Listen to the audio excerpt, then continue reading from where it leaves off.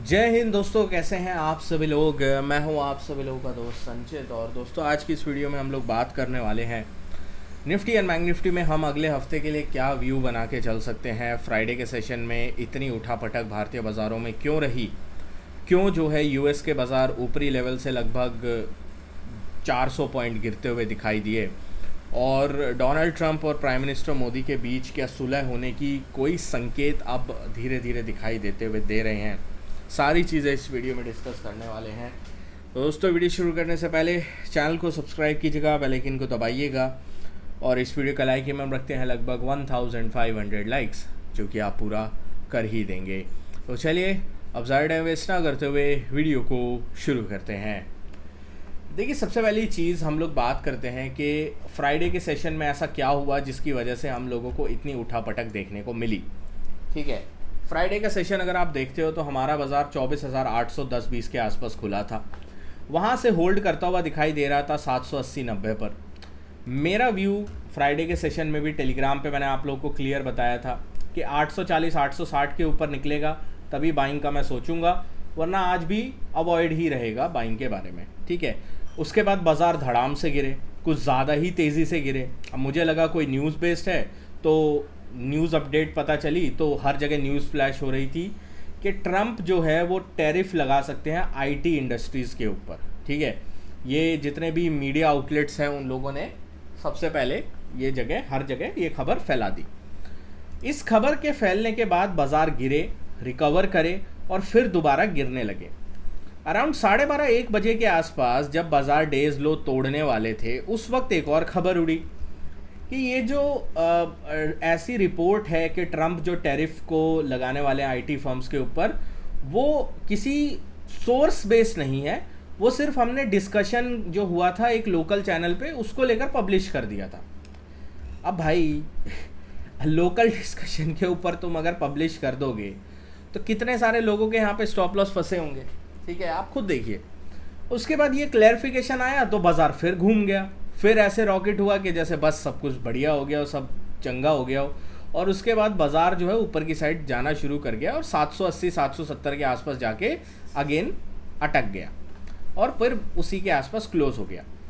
फिर शाम को खबर आई कि अब जो यूएस के ट्विटर हैंडल्स थे जो यूएस में वर्क करते हैं, वो भी ये कह रहे हैं कि president Trump is reportedly considering blocking US tech companies from outsourcing jobs to India.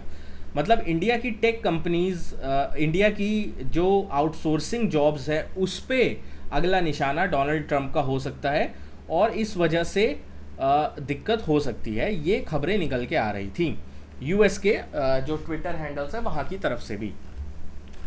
सुबह पूरा खेल चेंज हो गया मतलब इतने ज़्यादा बार इस गेम में पलटियाँ हो रही हैं कि एक्सपायरी पे भी इतनी पलटियाँ नहीं होती।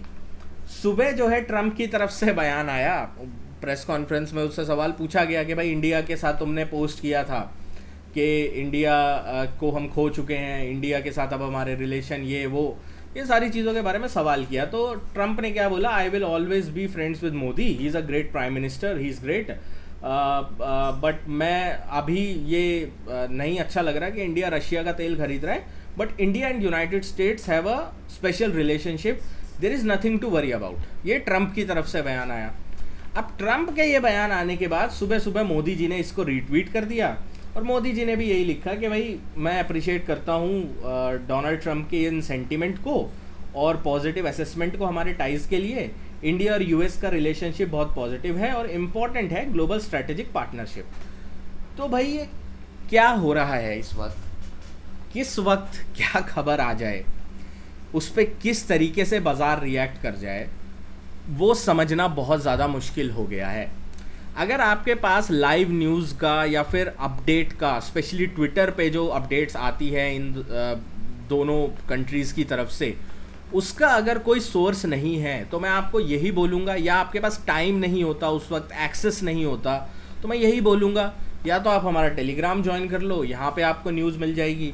नहीं ज्वाइन कर सकते भाई तो अभी के लिए कुछ दिन ट्रेडिंग अवॉइड करो, क्योंकि ये खबरें इतनी ज़्यादा फ्लूइड सिचुएशन क्रिएट कर रही है मार्केट में, तो मार्केट के लिए थोड़ी दिक्कत हो रही है। ठीक है, कभी मार्केट 200 पॉइंट नीचे गिर जाता है 5 मिनट में। आईटी की एक कैंडल 1000 पॉइंट की बनी थी, एक कैंडल 1000 पॉइंट नीचे की बनी थी। अगर आप आईटी इंडेक्स का चार्ट देखते हो, 35,200 से 34,300 200 तक गया था आईटी। तो इस तरीके की वीकनेस जो है वो एक कैंडल में बन गई थी। तो इस वजह से ये सिचुएशन अभी भी बहुत ज़्यादा फ्लूइड है। अच्छी चीज़ क्या है, दोनों नेता अब थोड़ा क्लोज आने की कोशिश कर रहे हैं, टाइज को सॉल्व करने की कोशिश कर रहे हैं, बट चीज़ें वही रहती हैं। जब तक डोनाल्ड ट्रंप इंडिया के ऊपर से 50% टैरिफ नहीं हटाएंगे, जब तक डोनाल्ड ट्रंप इंडिया को सिर्फ रशियन ऑयल ख़रीदने के लिए सिर्फ इंडिया को ही जिम्मेदार नहीं ठहराते रहेंगे, तब तक इन बातों का कुछ मायना निकलने वाला नहीं है। धरातल पे जब तक कुछ चीज़ें उतरती हुई नहीं दिखेंगी, वो चीज़ें हवा में ही रहेंगी। बट हाँ, पॉजिटिव स्टेप है। क्या इसका बाज़ार पे पॉजिटिव इम्पैक्ट पड़ सकता है? हो सकता है बाज़ार जो है पॉजिटिवली रिएक्ट करे, बट ऐसा नहीं कि 400, 500, 1000 पॉइंट की रैली हो जाए। उसके लिए आपको ट्रेड डील होने का वेट करना पड़ेगा। वो हो जाएगी तब हो जाएगा, बट ऐसा अभी कुछ नहीं हुआ है इस हफ्ते के इस वीकेंड पे या आज सुबह कि उस पर बाज़ार बहुत ज़्यादा पॉजिटिवली कोई रिएक्शन देता हुआ दिखे। ठीक है, हम कोई वॉर सिचुएशन में नहीं थे अमेरिका से कि हमारी वॉर रुक गई और अब बाज़ार जो है वो रॉकेट हो जाएगा। ये चीज़ है, थोड़ा प्रैग्मेटिकली सोचना की कोशिश करिए चीज़ों को। अब ट्रंप भी क्यों झुकता हुआ दिख रहा है? ट्रंप का कल जॉब्स का डेटा आया और वो बहुत ही ख़राब आया। मतलब 75,000 जॉब्स ऐड करने की एक्सपेक्टेशन थी, जॉब्स ऐड हुई केवल 22,000। सबसे ख़राब जॉब डेटा आता हुआ दिखाई दिया है 2-3 साल में। उनकी इकोनॉमी में दिक्कत हो रही है। जो वहाँ का बैंकिंग इंडेक्स है वो 2.5% नीचे बंद होता हुआ दिखाई दिया है। तो दिक्कत वहाँ के इकोनॉमी में अब आ रही है और उसकी वजह से लगता है डोनाल्ड ट्रंप भी इस वक्त ज़्यादा दिक्कत और पैदा नहीं करना चाहता अपने लिए इकोनॉमिकली अगर वो ख़राब होगा। क्योंकि डोनाल्ड ट्रंप का सबसे बड़ा एक वो क्या था सेलिंग पॉइंट कि भाई मैं बिजनेसमैन हूँ, मैं यूएस की इकोनॉमी को अच्छा करूँगा। अब यूएस की इकोनॉमी ख़राब होती जाएगी तो कैसे काम चलेगा? अब एक डेटा जिसके ऊपर आपको नज़र रखनी है और मैं इसके ऊपर नज़र रखूँगा, और हो सकता है इंडिया और यूएस के बाज़ार भी इसके ऊपर, ग्लोबल मार्केट्स भी नज़र रखें। यूएस पेरोल बेंचमार्क एनुअल इनका जॉब्स डेटा का रिवीजन होता है, वो होगा 7 जो लास्ट हुआ था 7 फेब को। उसके बाद लगभग 6 महीने बाद एक और हो रहा है जो कि अब सितंबर में होगा ट्यूसडे को। सितंबर में ट्यूसडे को जो हम लोगों को देखने को मिलेगा रिवीजन, वो -6 लाख जॉब्स का दिख रहा है। अगर -6 लाख जॉब्स का रिवीजन दिखाई देता है और इससे कम जो है जॉब्स ऐड होती हैं, मतलब -10 लाख कोई जॉब्स का डेटा आ जाता है, -9 लाख जॉब्स का डेटा आ जाता है, that is going to be a really negative indicator for the US economy. तो अब ऐसा हो सकता है कि इंडिया यूएस के जो ट्रेड टाइज थोड़े बेहतर होते हुए दिखाई दिए हैं, प्राइम मिनिस्टर मोदी और प्रेसिडेंट ट्रंप के बीच जो बातें शेयर होती हुई दिखाई दी हैं, उस वजह से हमारा बाज़ार थोड़ा पॉजिटिवली रिएक्ट करे।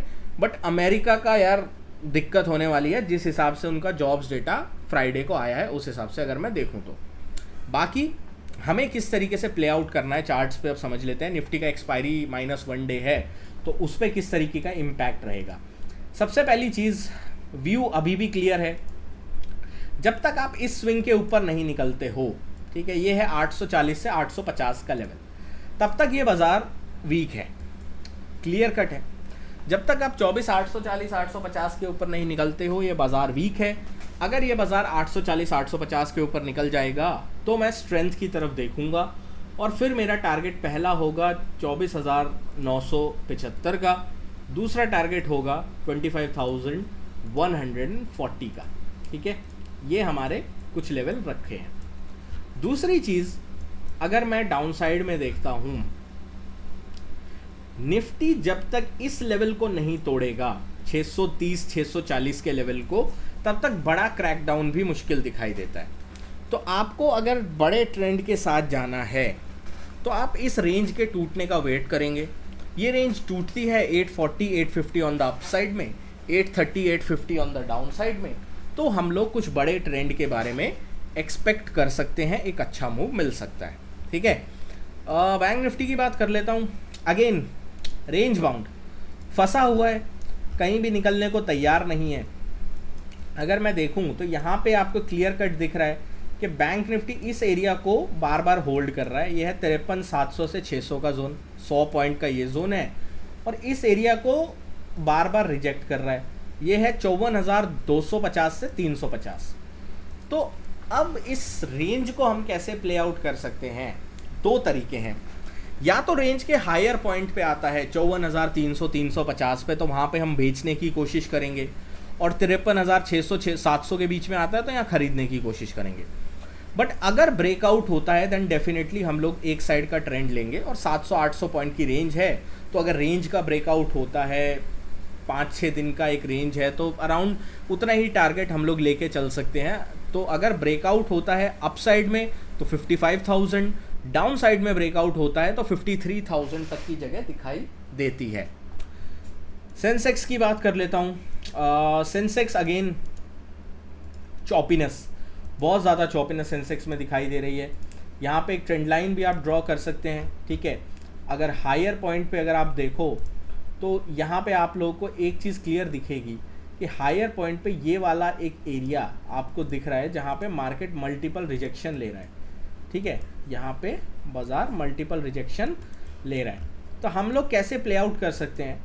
सबसे पहला जो इम्पॉर्टेंट लेवल मेरे लिए सेंसेक्स में है वो है 80,850 का लेवल। अगर आप 80,850 के ऊपर ट्रेड करना स्टार्ट कर देते हो, वेल गुड है, सब कुछ बढ़िया है, ऊपर की साइड ट्रेड बन सकता है towards the target of 81,300। On the down side में अगर सेंसेक्स ने 80,500 480 का लेवल तोड़ा तो दिक्कत हो सकती है, और हम लोगों को 80,000 तक की जगह दिखाई दे सकती है बाज़ार में। इस चीज़ का हम डेफिनेटली ध्यान रखेंगे। दोस्तों आशा करता हूँ वीडियो आपको पसंद आई होगी। वीडियो पसंद है तो वीडियो को लाइक कीजिएगा। मिलता हूँ आपसे नेक्स्ट वीडियो में। Thank you so much for watching guys. जय हिंद, वंदे मातरम।